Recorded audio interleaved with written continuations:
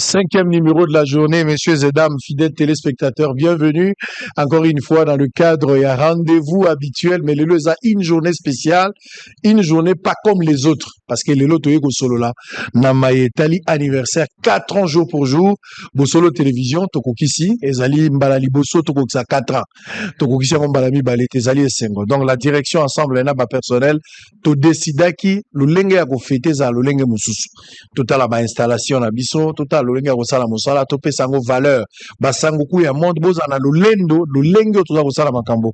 Nous avons une grande vision pour na mosala oyo, c'est question de temps, question de moyens, aussi la volonté de Dieu tokokoma kosala au-delà obino boza kokanisa.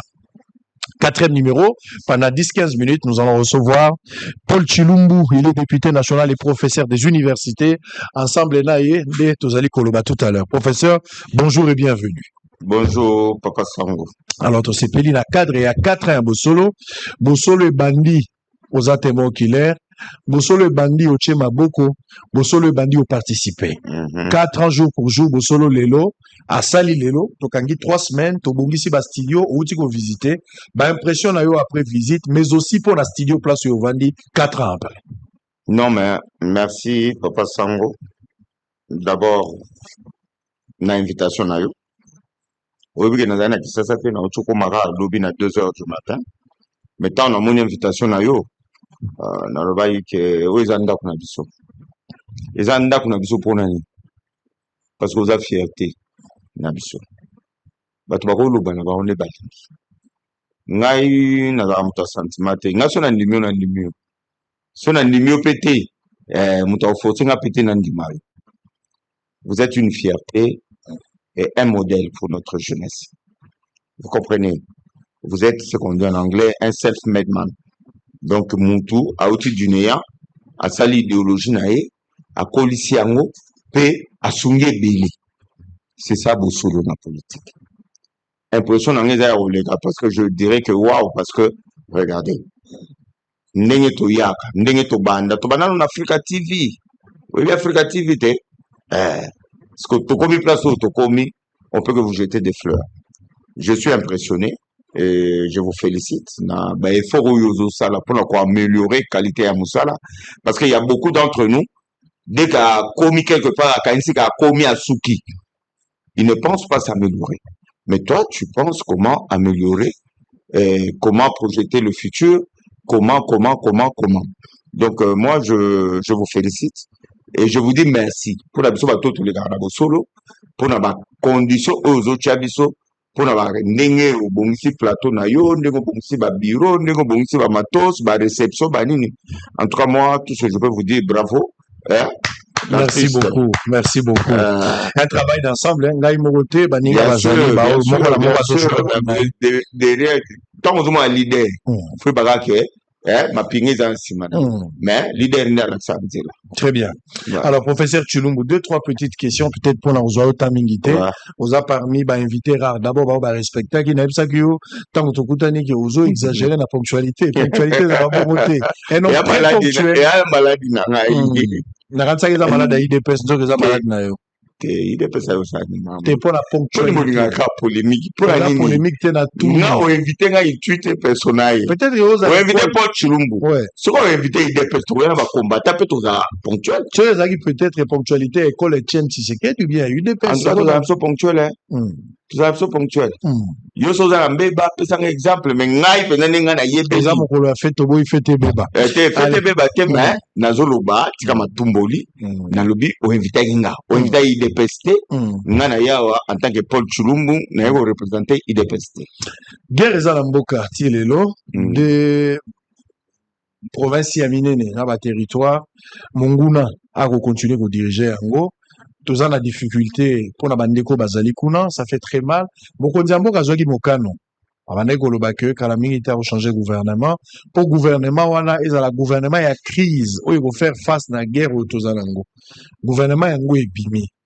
Mokondiambo kalobaka ko tia moins de 50 ministres, to gena 53 longoli kaka moko. Bato ebele ba komona ke Mokondiambo ka asundoli UDPS. C'est comme si UDPS azaka makasi na balabala, mais pour ko utiliser ba crème intellectuelle ya UDPS azosa la recours na ngote. To lobite ke UDPS azangi bato. Mais pourquoi azosa la confiance na UDPS te alors que bato belé babunda ki bazala mayele pour na kolobela yote, pour na kolobela bato nyonso. Pourquoi méfiance on est installée? Merci Sango. D'abord, na corrigé mon. Mon konyamboka loba jamais que azosa la gouvernement ya crise pour faire face à la rébellion. Parce que rébellion et bandi kala. Gouvernement nyonso ezaki en place wana.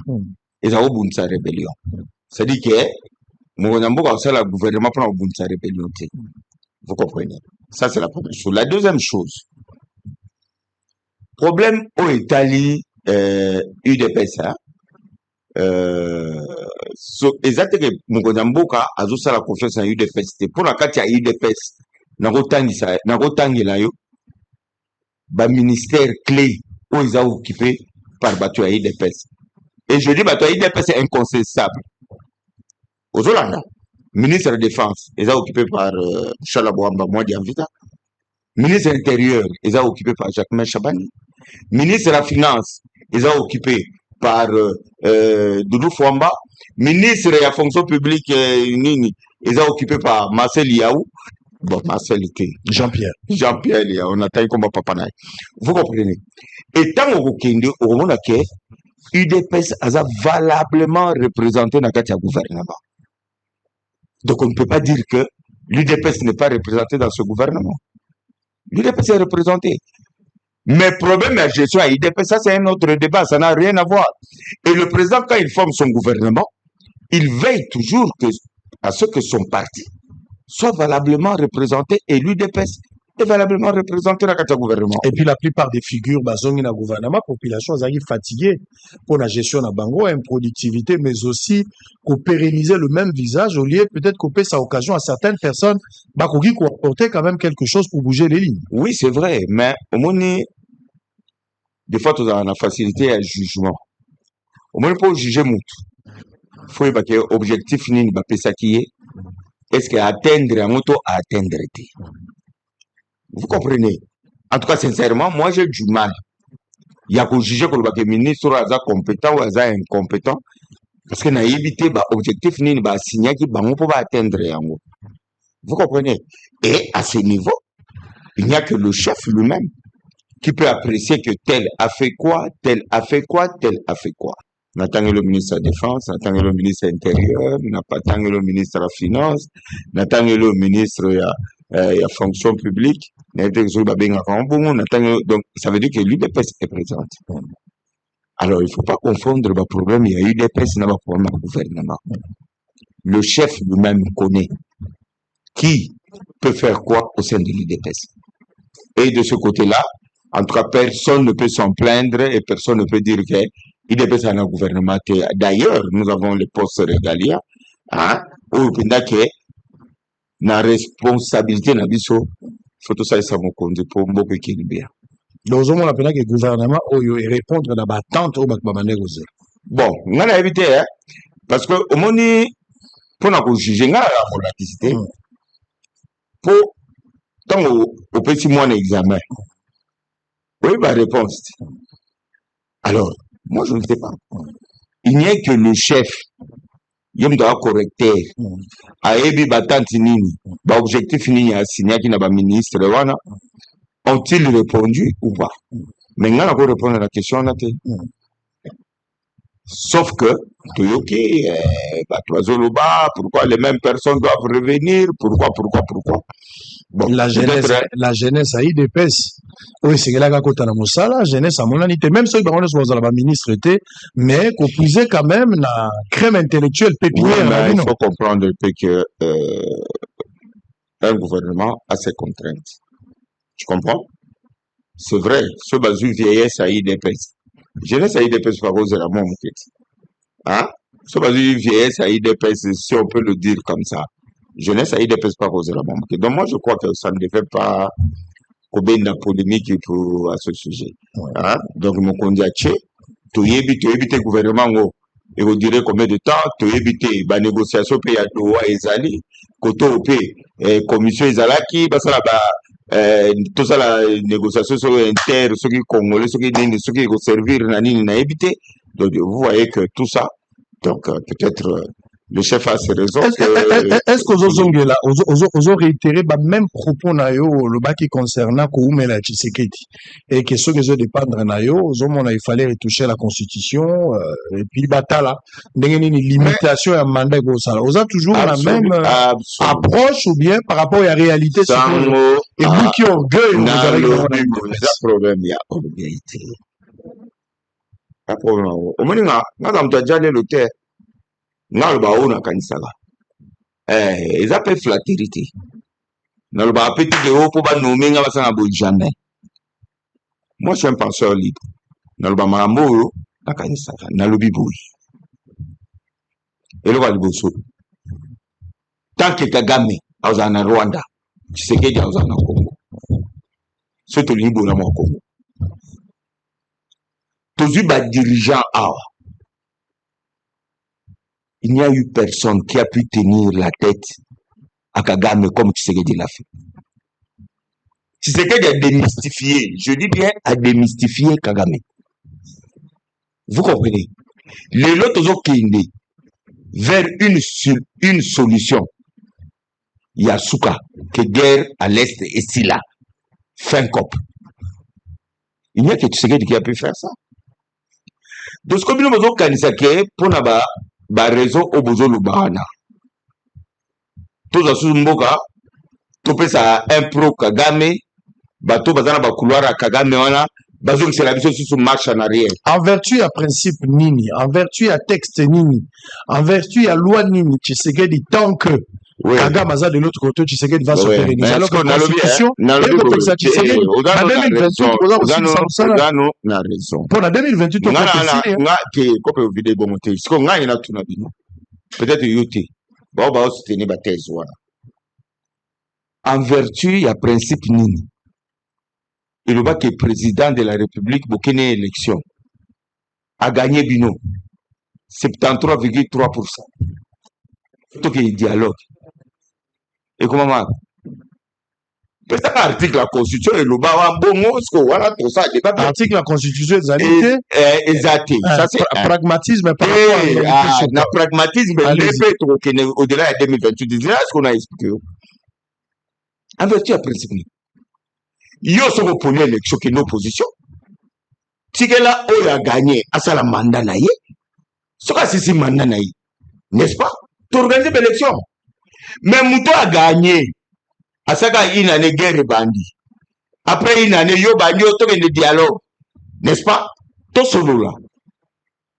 Après, dialogue, voilà, tout le pouvoir. Bon, le pouvoir, on a un mandat. Il y a un gagné qui, ou bien il y a un Congo. Bon, ce que tu as dit, dialogue, voilà, parce que tant que parti na parti, il y a un cahier de charge dans le temps. Il y a une opposition. On dit, oh non, mais les élections, les gars qui bien été. Et bon, les élections sont contestées partout au monde, même aux États-Unis. Il y a un États-Unis qui va faire le dialogue, qui va faire le gouvernement de l'Union nationale. Et c'est ça là-bas. Attends que ça m'a à Gord, Nabouch, les États-Unis. Il y a un dialogue, et ça m'a auto-géré bisognos. Bon, ce qui nous besoin d'auto-gérer bisognos. En contrepartie, vous nous donnez quoi? Vous nous donnez quoi? Parce que l'opposition, vous avez les abus en opposition, vous critiquez, vous avez la proposition, ainsi de suite. Ce que vous avez besoin d'un gouvernement. Parce que tout le monde a fait, ce qui 3 ans où il travaille les quais belés. Parce que tant que vous avez besoin d'un gouvernement, ce que vous avez besoin de vous comprendre que tout géré bien. Vous avez une FCC cash, vous avez une guerre, tout de temps. Il y a quoi appliquer le programme de la société. Donc, guerre, FCC cash, Covid, et comme il y a justification pour la justification, c'est la réalité. Congolais, nous sommes vivre yango. Alors, sans bonne justification, on a terre, Kabila aussi a connu le. Nalobi, mais ça n'a pas empêché Kabila de laisser. Je dis Kabila Salaki dialogue après 2016, c'est ça qui va mandat na Ebi Bali. C'est que y a 6 mandats, bon dialogue. Donc, dialogue, selon Bino, il faut intervenir après 2028. Non. Et ça même nécessaire parce que les institutions ont fonctionné. La République fonctionne. Le dialogue, il y a aussi la nini. Et en 2028, et ça dialogue nini. Et ça dialogue sécuritaire, et ça dialogue économique, et ça dialogue nini. Tout dialogue sur quoi? Au fait, quand il y a des charges, on va comprendre. Oh, guerre est à l'Est. Sincèrement. Entre nous, c'est pour rire ou quoi? Donc, bisous à la question de Sololi, Kagame Azuma, Ndouki Nazungi Rwanda. Vous nous prenez pour des cons ou quoi? Donc, le problème est que partage du pouvoir. On va reprocher Bino pouvoir moro tyrannique, voilà, que c'est une membre dictatorial. Le problème est que bon, c'est le dialogue n'est au résoudre.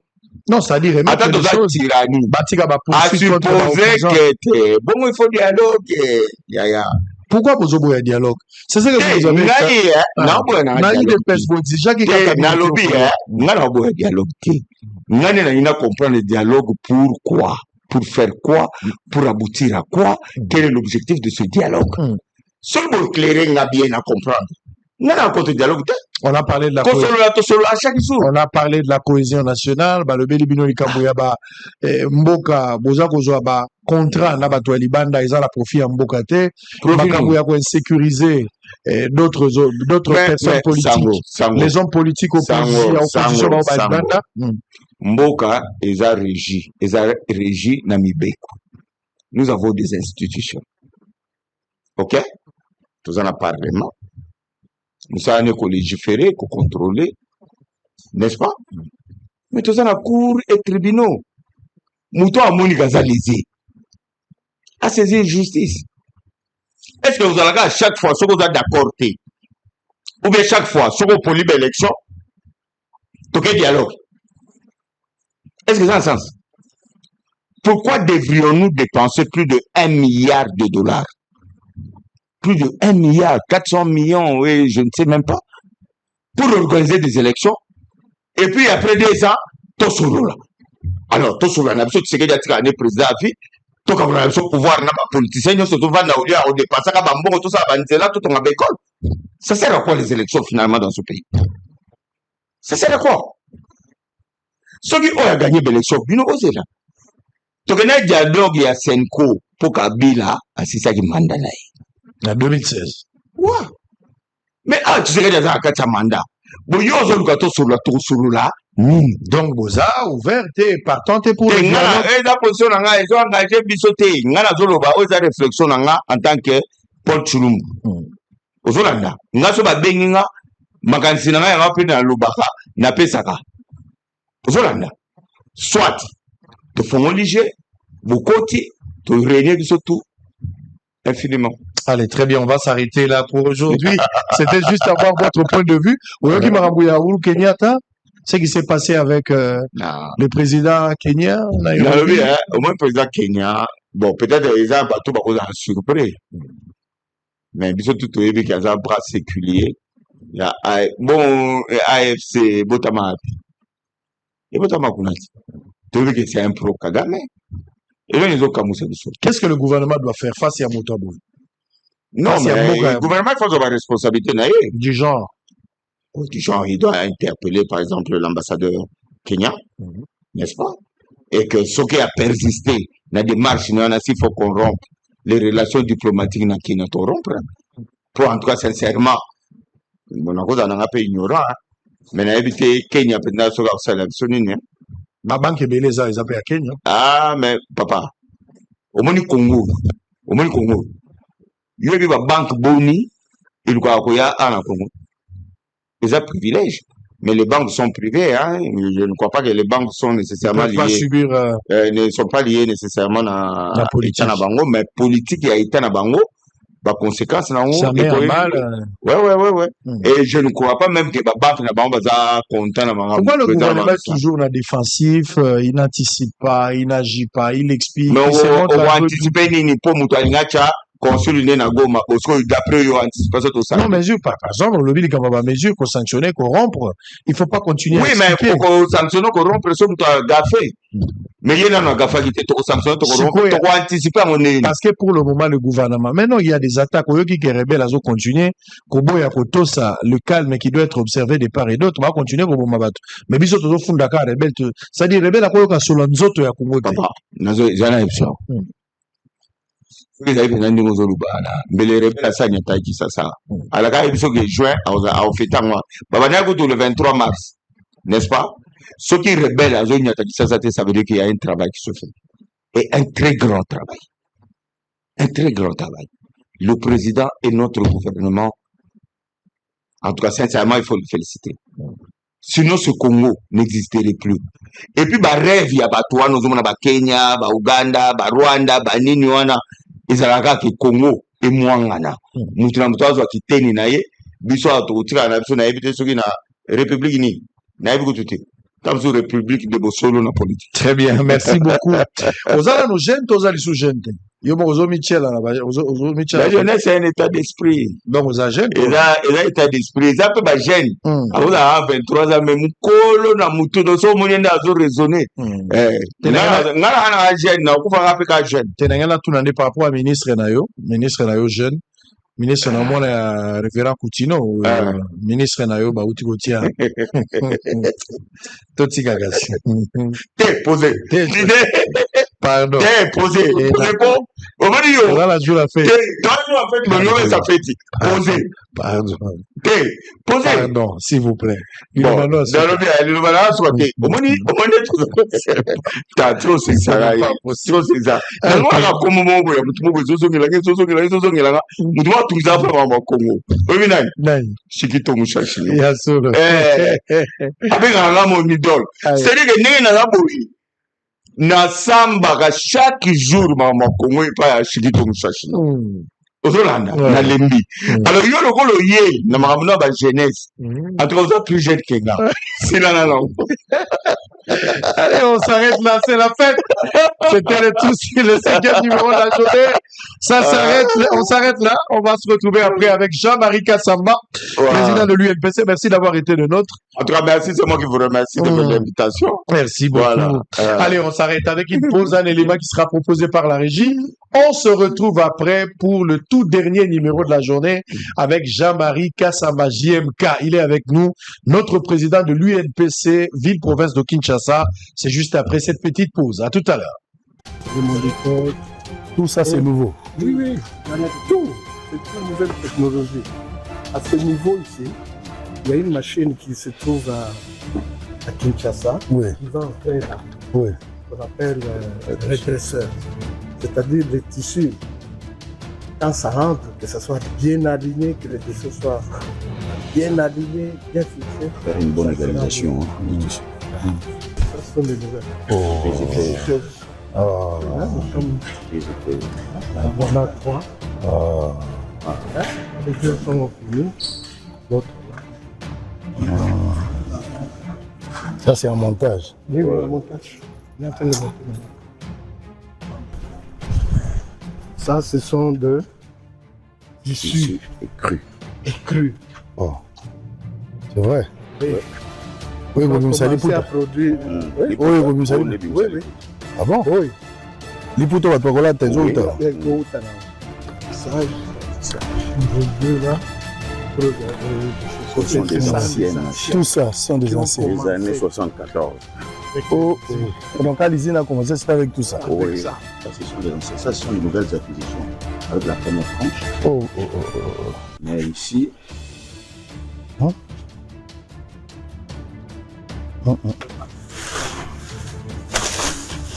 Congo là. Le Congo là, il y a